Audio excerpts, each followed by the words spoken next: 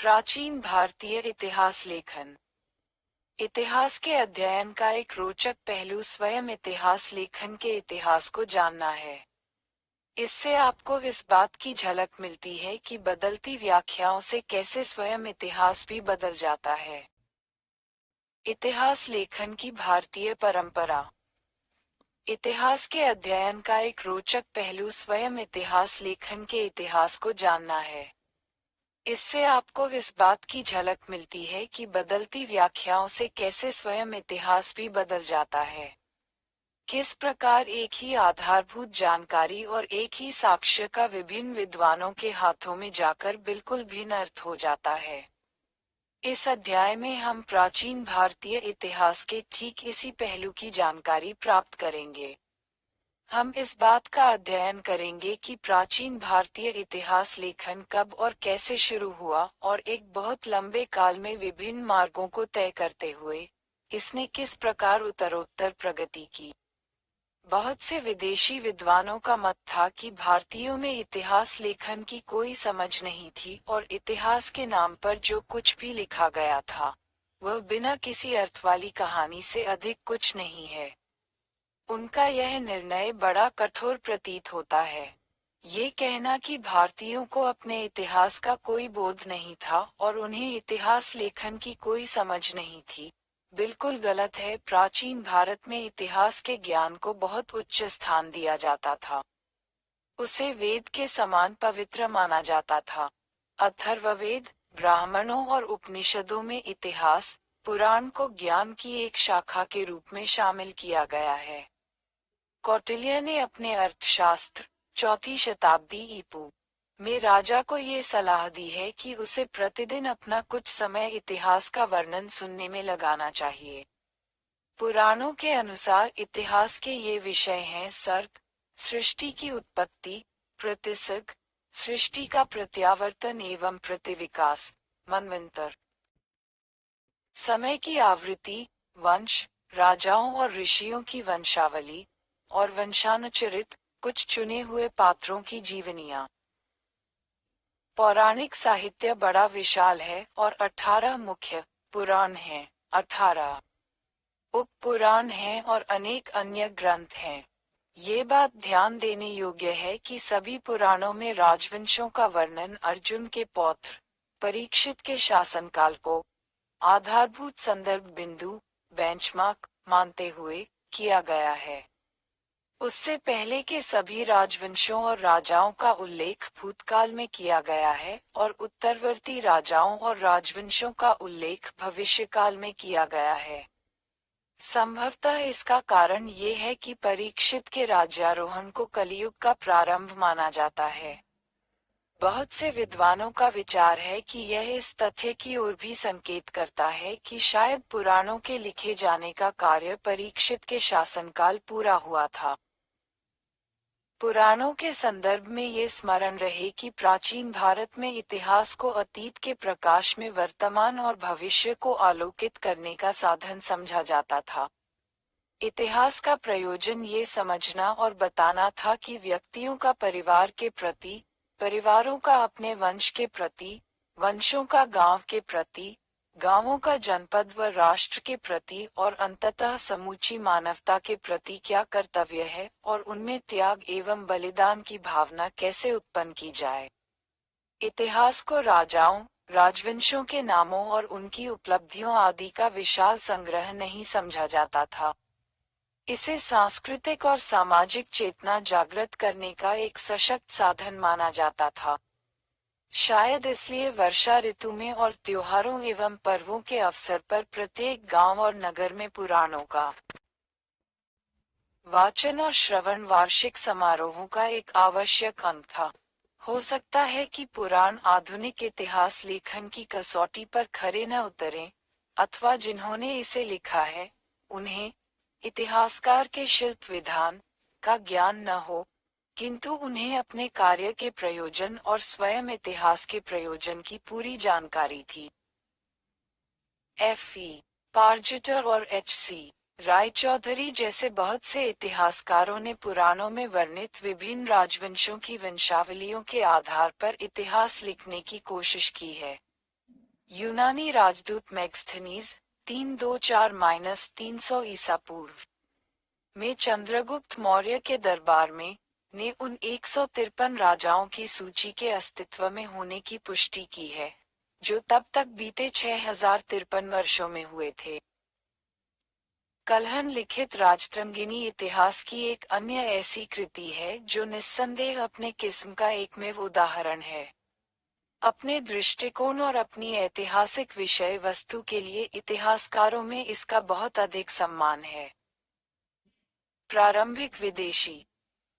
जब हम प्राचीन भारत के बारे में भारत की सीमाओं से बाहर लिखे गए इतिहास पर नजर डालते हैं, तो हमें पता चलता है कि इस दिशा में सबसे पहला प्रयास यूनानी लेखकों का है।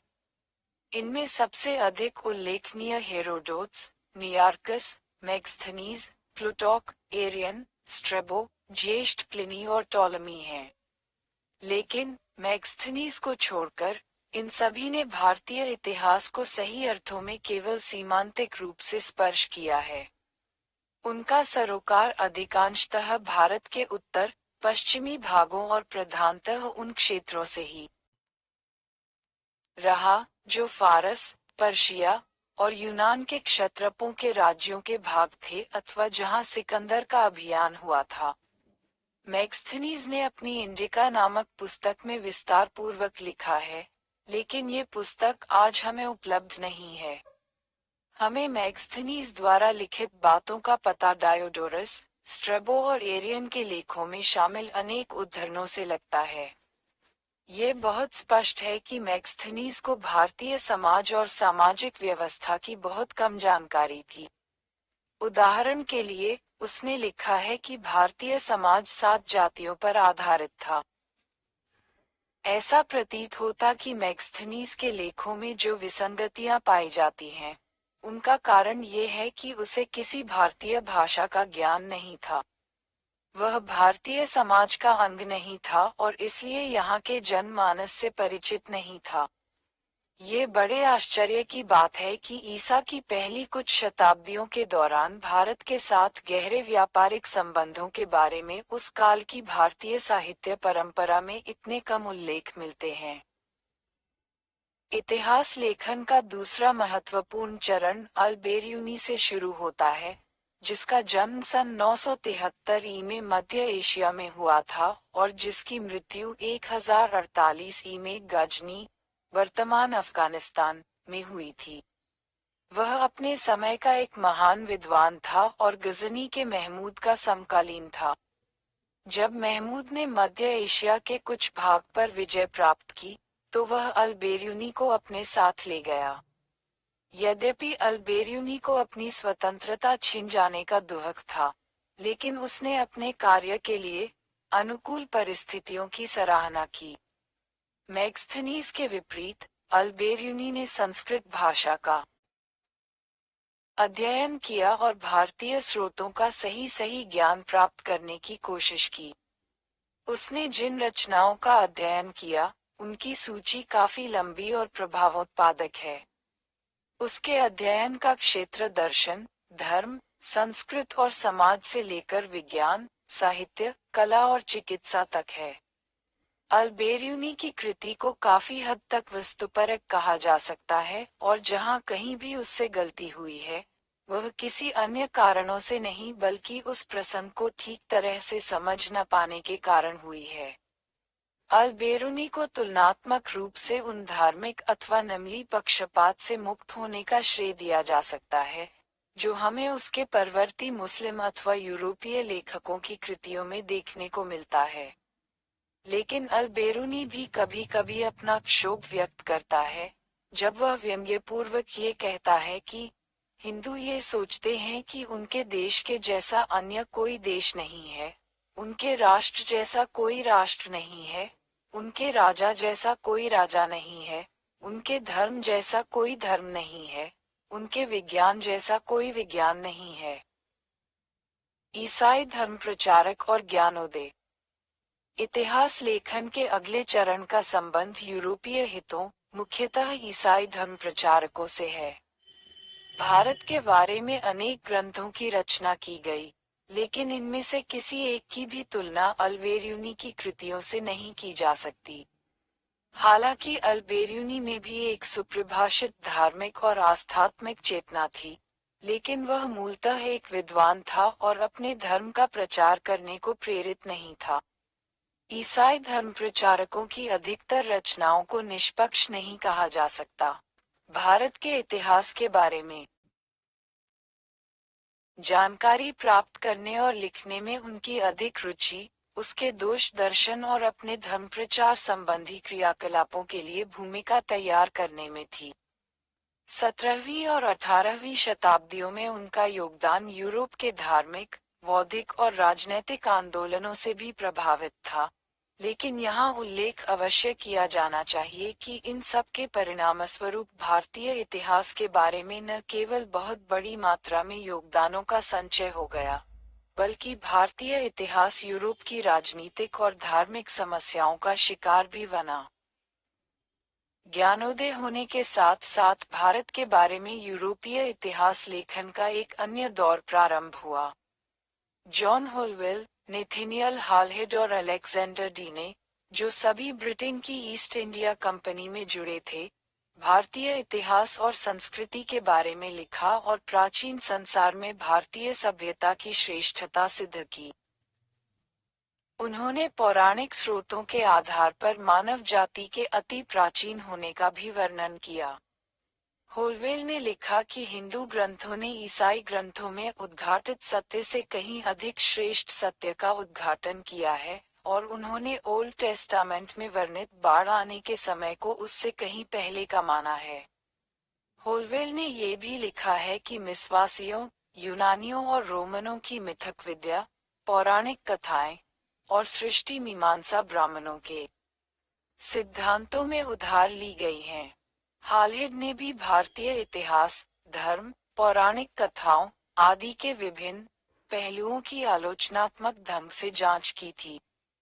उसने 4 युगों में विभाजित मानव इतिहास की विशाल अवधियों के बारे में चर्चा की और ये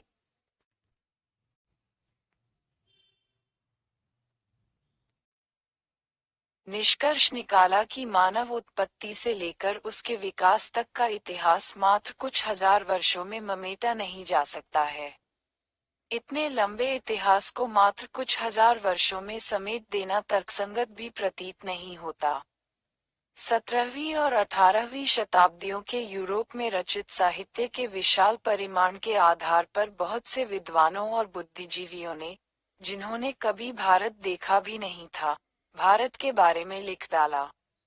महान बुद्धिजीवी और राजनीति विशारद वोल्टेयर ने भारत को धर्म के सबसे प्राचीन और विशुद्ध रूप की वासभूमि और विश्व की सभ्यता की शैशवस्थली पालना माना था। वोल्टेयर धर्मनिरपेक्ष विद्या और सांसारिक संस्कृति के क्षेत्र में भारतीय उपलब्धियों की प्राथमिकताओं के विषय में आश्वस्त था। उसने भारतीयों का वर्णन करते हुए कहा था कि अपने अंकों, बैकगेमन, पासे के खेल और शतरंज के खेल, रेखागणित के अपने प्रथम सिद्धांतों और अपनी कथा कहानियों के लिए, जो हमारी अपनी बन चुकी हैं, हम भारतीय लोगों के ऋणी हैं। उसने आगे लिखा था कि संक्षेप में मेरी यह मान्यता है कि हमारी प्रत्येक चीज, खगोल विद्या, ज्योतिष विद्या, अध्यात्म विद्या, तत्व मीमांसा आदि से आई है। गंगा के तट। फ्रांसीसी प्रकृति वैज्ञानिक और यात्री पियर दी सोन्नेरेट का भी विश्वास था कि सारा ज्ञान भारत से आया है, जिसे वह सभ्यताओं की जन्मभूमि मानता था। 1807 में प्रसिद्ध दार्शनिक शेलिग ने लिखा था कि वास्तव में यूरोप एक ठूंठ अनुपजाऊ तने के अलावा और क्या है, जो अपनी हर चीज के लिए प्राच्य पैबदों का ऋणी है। विख्यात दार्शनिक इमैनुअल कांट ने भी प्राचीन भारतीय संस्कृति और सभ्यता की महानता को स्वीकार किया था। उन्होंने लिखा था कि उनके धर्म में एक महान विशुद्धता थी और उसमें हमें देवत्व की विशुद्ध संकल्पना के चिन्ह मिल सकते हैं, जो हमें अन्यत्र कहीं आसानी से प्राप्त नहीं हो सकते। उन्होंने ये भी घोषित किया था कि भारतीय धार्मिक विचार मतान्धता और असहिष्णुता से मुक्त हैं। साम्राज्यवादी इतिहास लेखन।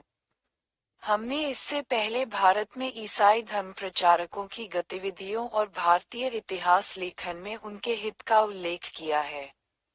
औपनिवेशिक हितों के अलावा 1784 में एशियाटिक सोसाइटी ऑफ बंगाल की स्थापना ने भी भारतीय इतिहास को उन्हें अपने तरीके से लिखने में सहायता की, किंतु इसी समय यह उल्लेख कर देना जरूरी है कि उस समय के अधिकांश लेखन से धार्मिक आस्थाओं और राष्ट्रीयता संबंधी तत्कालीन वाद विवाद का और आर्थिक स्वार्थ साधन के लिए यूरोपीय उपनिवेशों का विस्तार करने के उनके हितों का परिचय मिलता है।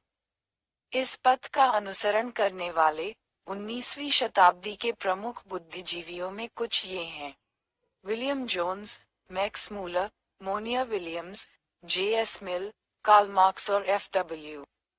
हेगल। 20वीं शताब्दी के इस विचारधारा के इतिहासकारों में सबसे प्रसिद्ध विंसेंट आर्थर स्मिथ 1843-1920 था, जिसने प्राचीन भारत का सबसे पहला सुनियोजित इतिहास तैयार किया, जो 1904 में प्रकाशित हुआ था।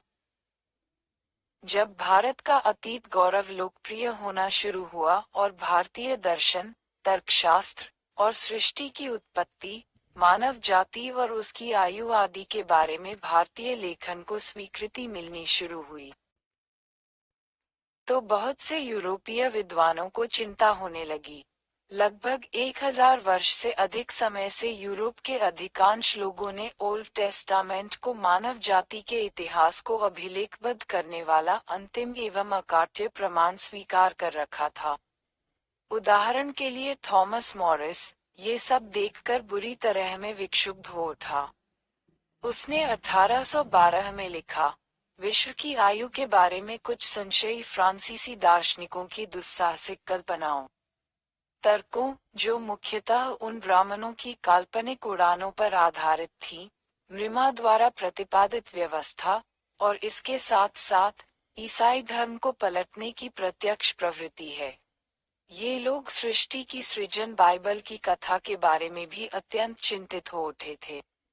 बिशप अशर ने हिसाब लगाया था कि समूची सृष्टि की उत्पत्ति 23 अक्टूबर 4004 ईसा पूर्व को 9:00 बजे प्रातः की गई श्री और महान बाढ़ 2319 ईपू में आई थी। भारतीय पौराणिक कथाओं के समक्ष अब तो इन तारीखों और इनके सृजन की कथाओं के गलत साबित होने का खतरा पैदा हो गया था।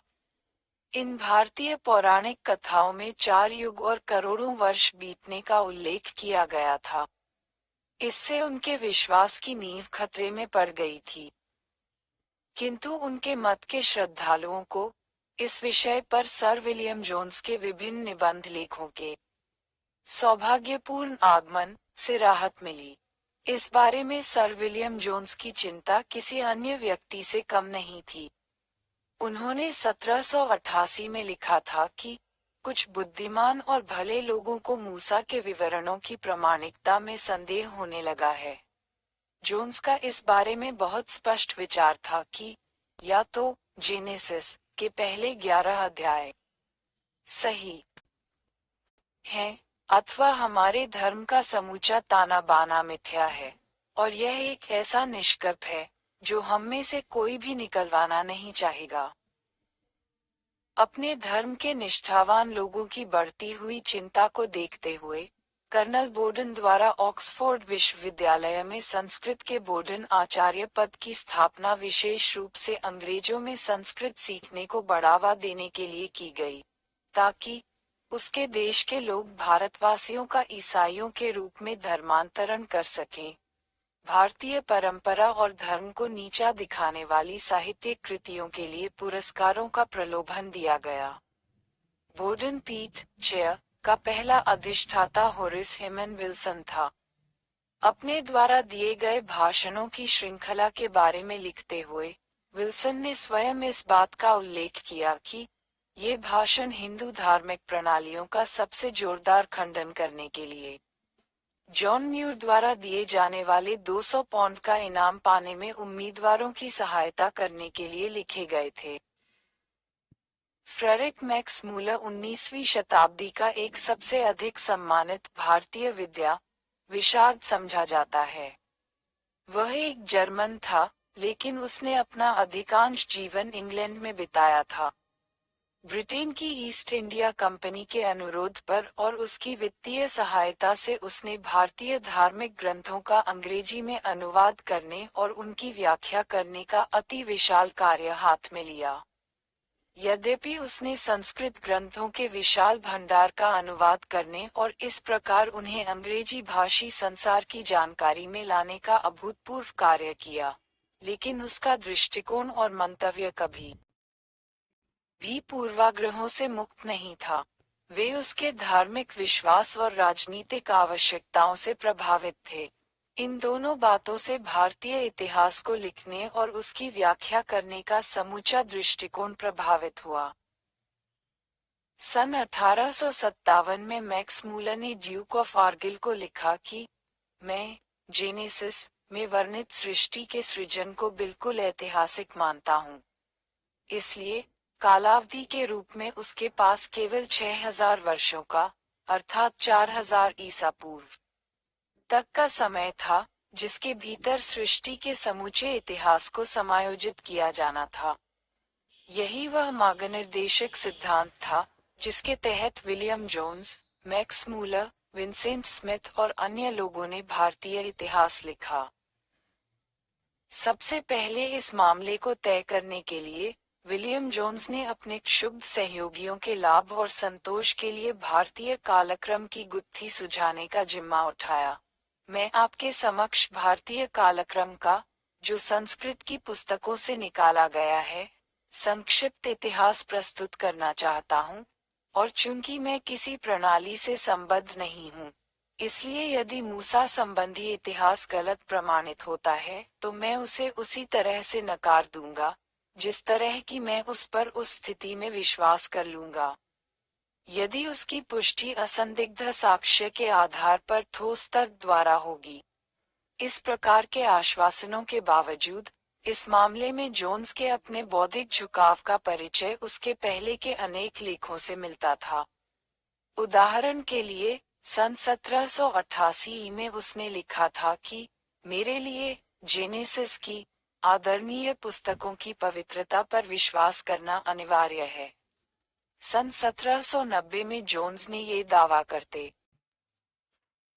हुए अपने शोध कार्यों का समापन किया कि मैंने अब से लेकर पिछले 3800 वर्षों से अधिक समय के भारतीय साम्राज्य की नींव खोज ली है, जो बिशप अशर की सृष्टि की उत्पत्ति 4004 ईपू तारीख की सीमाओं के भीतर है, और उससे भी अधिक महत्वपूर्ण बात ये कि वह महान बाढ़ की काल सीमा के भीतर भी आ जाती है, जो जोन्स के विचार के अनुसार 2350 ईसा पूर्व में आई थी। जब संस्कृत साहित्य के कालक्रम का प्रश्न उत्पन्न हुआ, तो मैक्स मूलर के सामने भी यह कठिनाई उपस्थित हुई। अपना स्वयं का कोई आधार न होने के कारण और प्रत्येक भारतीय साक्ष्य को नकारते हुए, उसने समूचे संस्कृत साहित्य का समय मनमाने ढंग से निर्धारित कर दिया और सबसे पहली रचना, अर्थात ऋग्वेद को 1500 ईसा पूर्व के समय, अर्थात एक बार फिर जेनेसिस के कालक्रम की सुरक्षित सीमाओं के भीतर लिखा गया बताया। यूरोपीय विशेष रूप से ब्रिटेन के विद्वानों के इन प्रयासों से ईसाई धर्म और उसके निष्ठावान अनुयायियों को कुछ राहत मिली और उनके लिए यह नया दृष्टिकोण सुरक्षित बन गया। इन कृतियों, विशेषतः जोन्स की कृतियों के प्रभाव का मूल्यांकन करते हुए ट्रॉटमैन 1997 में ने लिखा है कि जोन्स ने वस्तुतः ये सिद्ध किया कि संस्कृत साहित्य बाइबल का शत्रु नहीं, बल्कि उसका मित्र है, जो इतिहास के बारे में बाइबल के कथन की पुष्टि करता है। कालक्रम के बारे में जोन्स के अनुसंधानों से स्थिति कुछ हद तक शांत हो गई और उनसे इस बात की प्रभावकारी गारंटी मिली कि हिंदू धर्म की नई प्रशंसा से ईसाई धर्म को बल मिलेगा और इससे उसके, ईसाई धर्म के, उखाड़े जाने में सहायता नहीं मिलेगी। इस प्रकार भारतीय इतिहास की नियति अब ईसाई धर्म की सुरक्षा और उसकी मर्जी के साथ जुड़ गई। भारतीय विद्या के प्रमुख यूरोपीय विद्वानों के प्रयासों के परिणामों को और उनके उद्देश्यों की परिणति को उनके निजी पत्र व्यवहार में देखा जा सकता है। मैक्स मूलर ने sacred books of the east के 50 खंडों के संपादन के अपने महान कार्य के बारे में अपनी पत्नी को लिखा कि मेरा ये संस्करण और वेदों का अनुवाद आज के बाद भारत के भाग्य और उस देश के करोड़ों लोगों की आत्माओं के विकास को बड़ी हद तक प्रभावित करेगा। यह उनके धर्म का मूल है और मेरा विश्वास है कि उन्हें ये दिखाना कि यह मूल क्या है, उस सब का मूलोच्छेदन करने का एकमेव मार्ग है, जो पिछले 3000 वर्षों के दौरान उससे उत्पन्न हुआ है। इसके 2 वर्ष बाद 1868 में मैक्स मूलर ने ड्यूक ऑफ आर्गिल को, जो उस समय ब्रिटेन का भारत संबंधी मामलों का राज्य मंत्री, secretary of state for India, था, लिखा कि भारत के प्राचीन धर्म का विनाश होने वाला है, और यदि ईसाई धर्म इसका स्थान नहीं लेता, तो दोप किसका होगा। मैक्स मूलर इस प्रकार का इतिहास लिखने वाला और भारत की भूमि से सभी भारतीय परंपराओं के मूलोच्छेदन की कामना करने वाला अकेला व्यक्ति नहीं था। मोनिया विलियम्स ने, जो अपने संस्कृत अंग्रेजी और अंग्रेजी संस्कृत शब्दकोशों के लिए विख्यात है और ऑक्सफोर्ड में संस्कृत के विषय का बोर्डन प्रोफेसर था, 1879 में लिखा कि जब ब्राह्मण धर्म, हिंदू धर्म के मुद्रित दुर्ग की दीवारों की घेराबंदी हो जाएगी, उन्हें कमजोर बना दिया जाएगा और जब अंततः ईसाई धर्म, क्रॉस के सैनिकों द्वारा उन पर आक्रमण किया जाएगा, तो ईसाईयत की ही अवश्यमेव संपूर्ण जीत होगी। इस प्रकार हम निश्चित रूप से कह सकते हैं कि 18वीं और 19वीं शताब्दियों में भारतीय इतिहास के बारे में लिखित अधिकांश पुस्तकें जेनेसिस में विश्वास द्वारा आरोपित पूर्व शर्तों में ही मार्ग निर्देशित थीं और उन सभी रचनाओं अथवा पुस्तकों का प्रतिवाद करने के लिए लिखी गई थीं, जिनमें भारत की महान सभ्यता और भारतीय दर्शन शास्त्र और चिंतन के रूप में भारत के अतीत की छवि प्रदर्शित की गई थी, जिससे सृष्टि और मानव जाति की उत्पत्ति का अति पुरातन काल में होने का संकेत मिलता था। जैसा कि पहले उल्लेख किया गया है, जिस एक अन्य घटक से प्राचीन भारतीय इतिहास को विकृत करने में मदद मिली, वह था भारत में ब्रिटेन के साम्राज्यवादी हित। हम देखते हैं कि सन 1804 तक भारत के प्रति ब्रिटेन के रवैये में एक सुस्पष्ट परिवर्तन हो गया था। ब्रिटिश लोगों के हाथों फ्रांसीसियों की पराजय होने और मराठों की शक्ति क्षीण होने का बाद, ब्रिटेन के लोग भारत पर अपने शासन के बारे में आश्वस्त हो गए थे, लेकिन वे इस बात से चिंतित थे कि भारत में आने वाले ब्रिटेन के नागरिक ब्राह्मणवाद के प्रभाव में आ रहे थे और उनमें हीन भावना उत्पन्न हो रही थी। इस समस्या पर काबू पाने और ब्रिटिश अधिकारियों में पश्चिमी सभ्यता के बारे में श्रेष्ठता की भावना उत्पन्न करने के लिए उन्होंने एक दोहरी कार्यनीति अपनाई।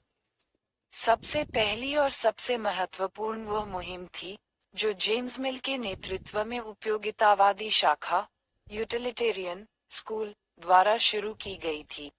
जेम्स मिल ने 1806 और 1818 के बीच की अवधि में 6 खंडों में भारत का इतिहास लिखा, जबकि वह न कभी भारत आया था और न ही उसे किसी भारतीय भाषा का ज्ञान था। इसमें उसने भारतीय इतिहास को, बिना किसी तर्क और औचित्य के, 3 भागों में विभाजित किया, पहला हिंदू काल, दूसरा मुस्लिम काल और तीसरा ब्रिटिश काल। उसने हिंदू काल की एक अत्यंत घटिया छवि प्रस्तुत की।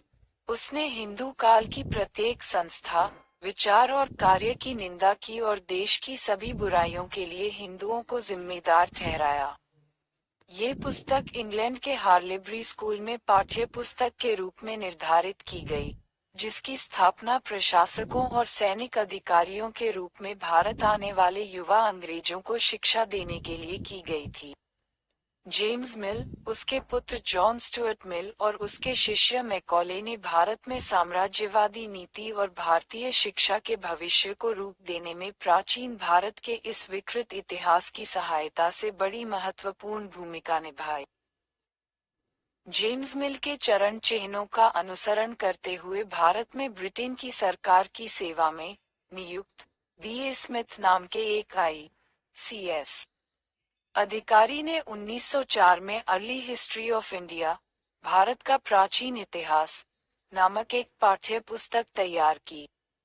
सिविल सेवा के वफादार सदस्य के रूप में उसने भारत में विदेशियों की भूमिका पर बल दिया। उसकी पुस्तक में लगभग 1/3 भाग सिकंदर के आक्रमण के बारे में था।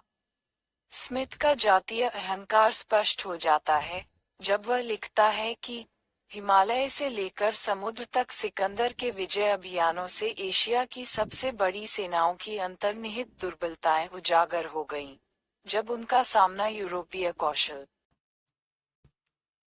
और अनुशासन से हुआ। वी.ए. स्मिथ ये दर्शाने का प्रयत्न करता है जैसे सिकंदर ने हिमालय से समुद्र तक संपूर्ण भारत को जीत लिया था, जबकि तथ्य ये है कि उसने केवल भारत की पश्चिमोत्तर सीमा को छुआ भर था और जैसा कि हम संबंधित अध्याय में देखेंगे, ये वास्तव में एक नगण्य घटना थी। स्मिथ ने भारत को एक निरंकुश देश के रूप में प्रस्तुत किया, जहां अंग्रेजों का शासन स्थापित होने के समय तक कभी कोई राजनीतिक एकता नहीं थी। उसने लिखा है कि मुख्य रूप से भारत के इतिहासकारों का सरोकार शासन के एकमेव स्वरूप एकतंत्रीय शासन से रहा है। साम्राज्यवादी इतिहासकारों के समूचे दृष्टिकोण को इतिहासकार आर.एस. शर्मा ने बहुत बढ़िया ढंग से सारांश रूप में प्रस्तुत करते हुए लिखा है कि ब्रिटिश इतिहासकारों ने भारत के इतिहास की जो व्याख्या की है, उसका उद्देश्य था भारत के चरित्र और उसकी उपलब्धियों को नीचा दिखाना और विदेशी शासन को न्यायोचित ठहराना। लेकिन इन इतिहासकारों द्वारा प्रतिपादित सामान्य निष्कर्ष या तो मिथ्या हैं अथवा अतिशयोक्तिपूर्ण हैं। वे ब्रिटिश तानाशाही को कायम रखने के लिए अच्छी प्रचार सामग्री का काम दे सकते थे। ऐसे सभी निष्कर्षों का वास्तविक मंतव्य ये दिखाना था कि भारतीय अपना शासन स्वयं करने में असमर्थ हैं।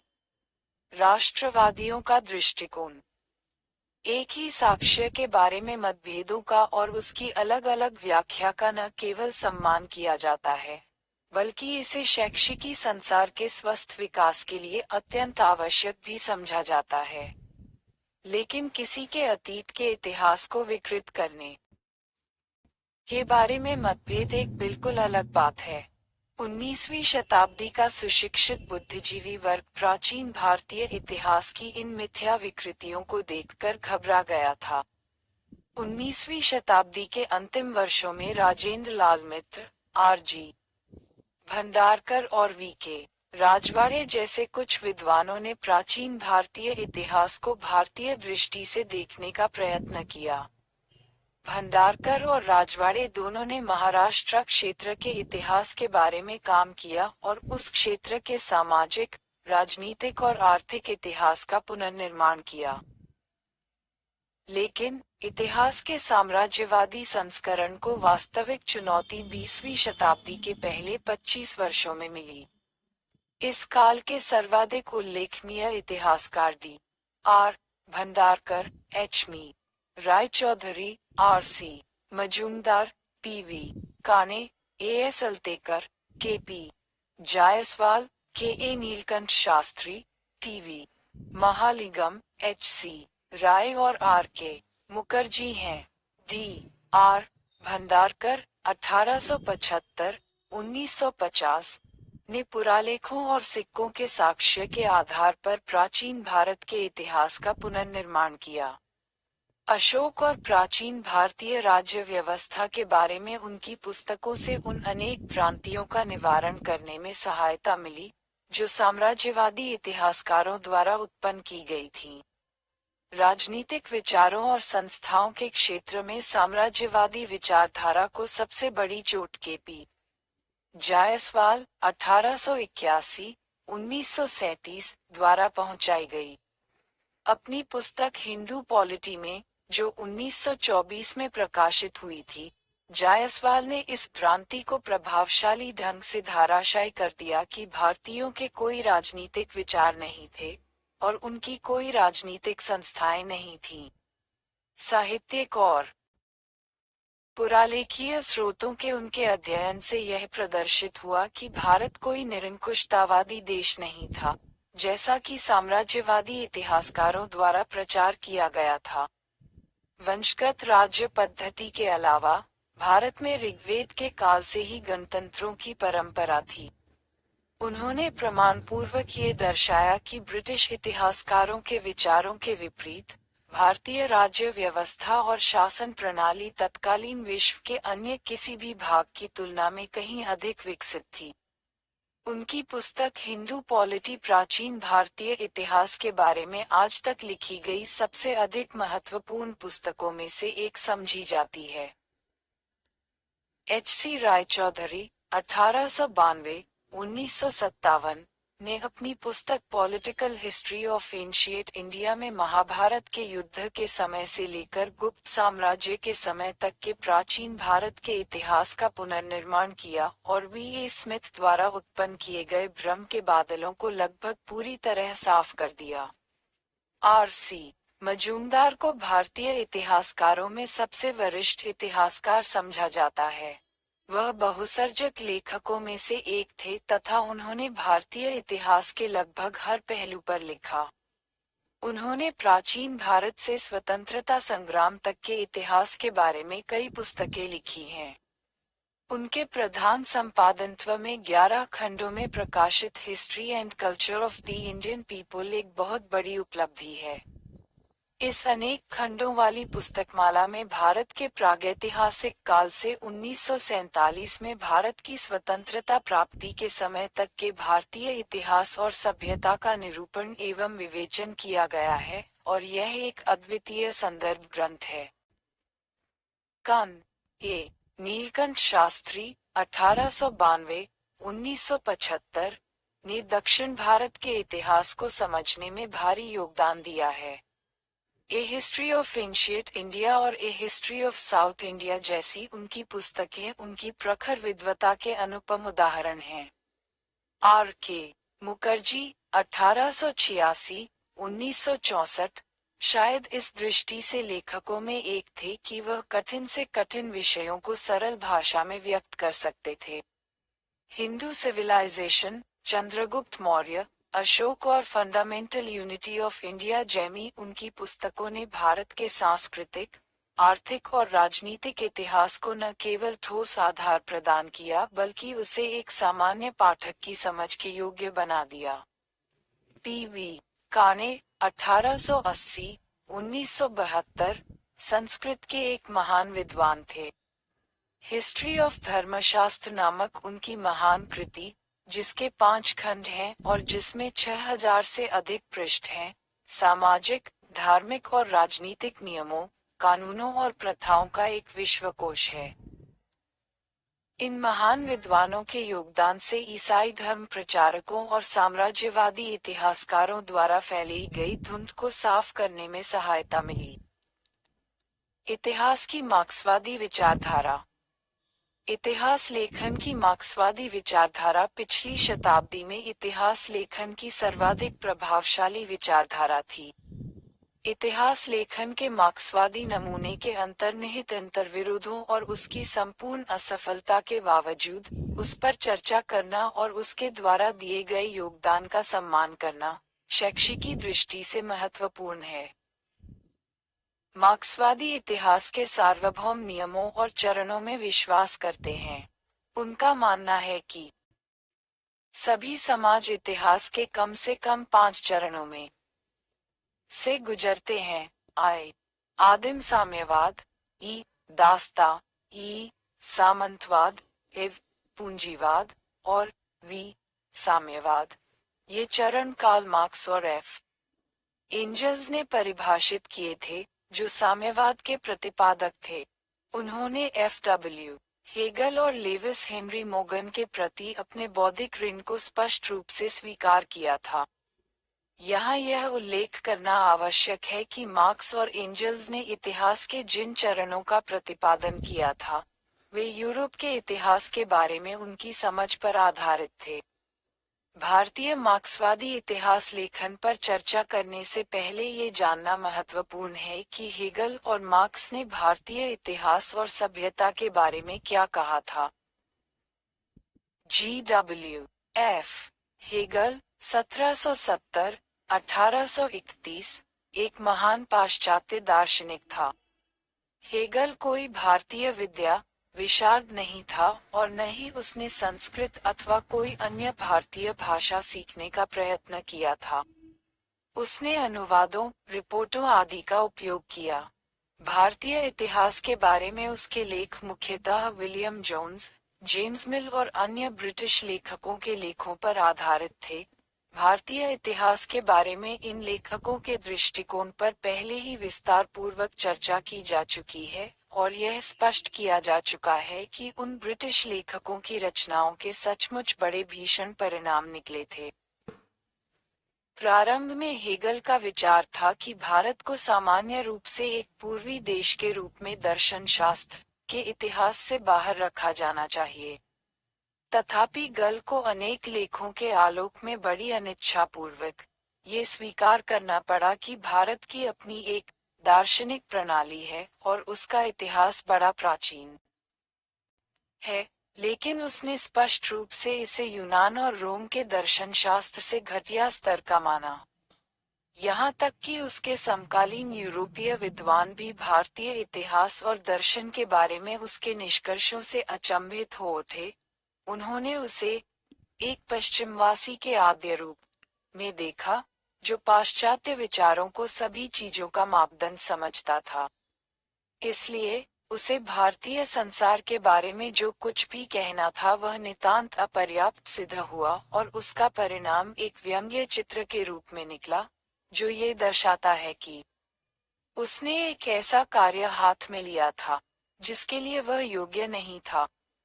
इन त्रुटियों के बावजूद गल का प्रभाव सिर्फ यूरोप तक सीमित नहीं रहा। भारत में भी हेगलवाद, नवहेगलवाद तथा गलवाद विरोध की उल्लेखनीय परंपरा देखने को मिलती है। इसी प्रकार मार्क्स को भी भारत के बारे में बड़ी छिछली जानकारी थी और वह वस्तुतः जातीय पूर्वाग्रहों एवं स्वार्थी से मुक्त नहीं था। उनमें से अधिकांश जो मार्क्स को भारत के बारे में कहना था, वह समाचार पत्रों में प्रकाशित लेखों में पाया जाता है। मार्क्स ने इस मामले में गल का अनुसरण किया। मार्क्स भारत को ब्रिटेन द्वारा दास बनाए जाने का समर्थक था और उसने भारत को एक बिना इतिहास वाला पिछड़ा और असभ्य देश कहकर उसकी उपेक्षा की। उसने सन 1853 में लिखा कि इस प्रकार भारत पराजित होने से नहीं बच सकता था और भारत का संपूर्ण पिछला इतिहास, यदि कुछ है तो उन उत्तरोत्तर पराजयों का इतिहास है जो उसने झेली हैं। भारतीय समाज का कोई इतिहास नहीं है, कम से कम कोई ज्ञात इतिहास नहीं है। हम जिसे इसका इतिहास कहते हैं, वह केवल इसके उत्तरोत्तर आक्रमणकारियों का इतिहास है, जिन्होंने इस अप्रतिरोधकारी और अपरिवर्तनशील समाज की निष्क्रियता के आधार पर अपने साम्राज्य स्थापित किए थे। उद्धरण चिन्ह। भारतीय इतिहास के प्रति हेगलवादी और मार्क्सवादी दृष्टिकोण एक बहुत लंबे समय तक, कुल मिलाकर, सुषुप्त बना रहा। भारत में ब्रिटेन के शासन के दौरान इसका एक तरह से कोई अस्तित्व नहीं था, लेकिन भारत के स्वतंत्र होने के बाद इतिहास लेखन मार्क्सवादी विचारधारा एक सर्वाधिक प्रभावशाली और प्रमुख विचारधारा बन गई। मार्क्स की योजना का अनुसरण करते हुए भारत का इतिहास फिर से लिखा जाने लगा। परिणामतः आदिम साम्यवाद, दास्ता, सामंतवाद और पूंजीवाद, अर्थात मार्क्स और एंजल्स द्वारा प्रतिपादित इतिहास के विभिन्न चरणों को भारतीय इतिहास पर भी लागू किया जाने लगा। साम्राज्यवादी विचारधारा की भांति इस विचारधारा को भी भारतीय सभ्यता में कोई अच्छी चीज दिखाई नहीं देती। मार्क्स की तरह उनका विचार है कि भारतीय साहित्य में जो कुछ भी अच्छा है वह विजेताओं का योगदान है, और इसीलिए इस विचारधारा के अनुसार कुषाण काल भारत के इतिहास का स्वर्णिम काल है, सातवाहन अथवा गुप्त काल नहीं।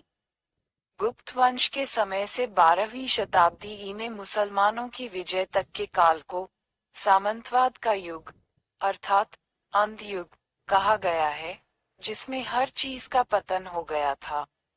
लेकिन तथ्य तो ये है कि राजनीतिक उथल पुथल के बावजूद इस तथाकथित अंधयुग में साहित्य, विज्ञान, कला, स्थापत्य, अर्थव्यवस्था आदि के क्षेत्रों में चहुमुखी विकास हुआ था। इसके अलावा जब साहित्यिक साक्ष्य और उसके कालक्रम की बात आती है, तो मार्क्सवादी इतिहासकार अधिकतर मैक्स मूलर और ब्रिटेन के अन्य साहित्यकारों का अनुसरण करते हैं। भारतीय मार्क्सवादी इतिहासकार सभी सामाजिक और धार्मिक विचारों, रीति रिवाजों और संस्थाओं की आर्थिक व्याख्या करने पर बहुत जोर देते हैं। चूंकि उन्हें धर्म और आध्यात्मिकता से चिढ़ है, इसलिए साधु संतों और ऋषि महात्माओं के प्रति उनकी अनादर की भावना स्पष्ट दिखाई देती है। लेकिन यह उल्लेख करना आवश्यक है कि इसके बावजूद उनके लेखों से भारतीय इतिहास के उन विभिन्न पहलुओं को समझने में, जिनकी उपेक्षा की गई थी, भारी योगदान प्राप्त हुआ है। डी कोसाम्बी को इस विचारधारा के अग्रदूतों में सबसे पहला व्यक्ति कहा जा सकता है। R Chanana, R S. शर्मा, रोमिला थापर, इरफान हबीब, विपिन चंद्र और सतीश चंद्र भारत के कुछ प्रमुख मार्क्सवादी इतिहासकार हैं। इतिहास की मार्क्सवादी योजना में मार्क्सवाद एक आदर्श दर्शन और राज्य व्यवस्था है, और सोवियत संघ एक आदर्श राज्य था। सोवियत संघ के टूटने और मार्क्सवादी राज्य व्यवस्था और अर्थव्यवस्था के लगभग तिरोभाव के बाद मार्क्सवादी इतिहासकारों को इसके पतन के कारणों की व्याख्या करने में कठिनाई आ रही है।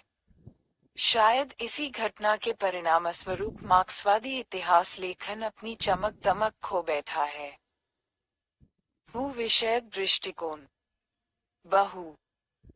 पिछले 10 वर्षों में पुरातत्व विज्ञान, जीवाश्म विज्ञान, मानव विज्ञान, खगोल विज्ञान और अंतरिक्ष अनुसंधान जैसे विभिन्न विषय क्षेत्रों से विशाल मात्रा में आधारभूत जानकारी प्राप्त होने से प्राचीन भारतीय इतिहास के अध्ययन में एक नई रुचि उत्पन्न हुई है। बहुत से विद्वानों ने पुराने सांचे की जंजीरों को तोड़ दिया है, और वे विभिन्न विषयों से प्राप्त जानकारी के प्रकाश में प्राचीन भारतीय इतिहास का अवलोकन कर रहे हैं। इसे बहुविषयक दृष्टिकोण कहा जाता है, जिसके उदाहरण अगले अध्यायों में देखने को मिलेंगे।